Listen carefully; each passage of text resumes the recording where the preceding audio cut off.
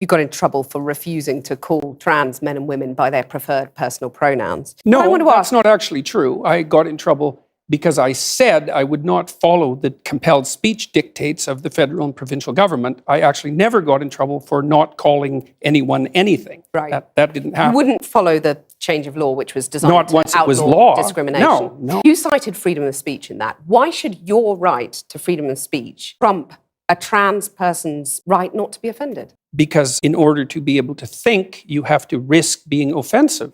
I mean, look at the conversation we're having right now. You're certainly willing to risk offending me in the pursuit of truth. Why should you have the right to do that? It's been rather uncomfortable. I'm very glad I put you on the spot.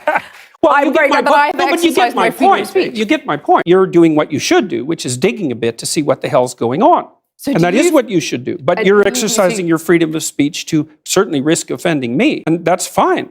I think more power to you as far as I'm concerned. You have voluntarily come into the studio and agreed to be questioned. Mm-hmm. A trans person in your class has come to your class and said they want to be called That's never she. happened. And I would call them she. So you would. So you've kind of changed your tune on that.